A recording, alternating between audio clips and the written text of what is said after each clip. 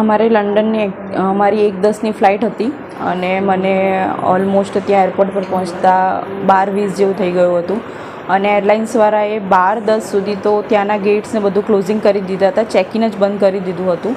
તો મારું ચેકિન થયું જ ના અને મારે ત્યાંથી જ પાછું ફરવું પડ્યું અને હું ફ્લાઇટ એટેન્ડ ના કરી શકી એના લીધે. ફ્લાઇટ મિસ થવાનું મુખ્ય કારણ શું હતું કે તમે ટાઈમ પર ના પહોંચી શક્યા?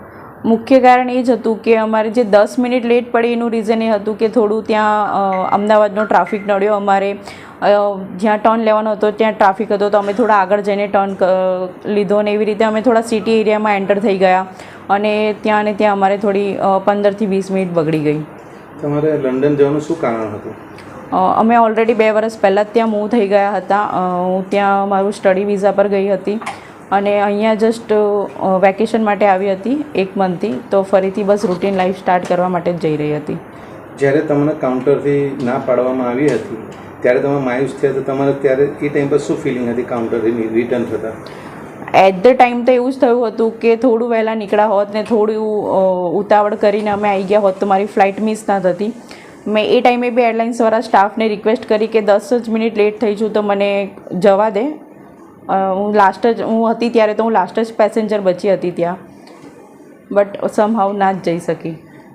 અચ્છા, તમે ત્યાંથી રિટર્ન થયા તો તમને દુર્ઘટનાની જાણ ક્યારે થઈ ને શું ફિલિંગ આવ્યા પછી? અમે ઓલમોસ્ટ એરપોર્ટમાંથી બહાર નીકળી ગયા હતા ઘરે આવવા માટે. તો ત્યારે અમને ગાડીમાં જ ન્યૂઝ ખબર પડી કે હું જે ફ્લાઇટમાં જવાની હતી એ જ ફ્લાઇટને આવી રીતે ઇન્સિડન્ટ થયું છે. ત્યારે તમે શું ફિલિંગ થઈ હતી? તમે મિસ થઈ ગયા ને એ ફ્લાઇટની દુર્ઘટના બની ત્યારે?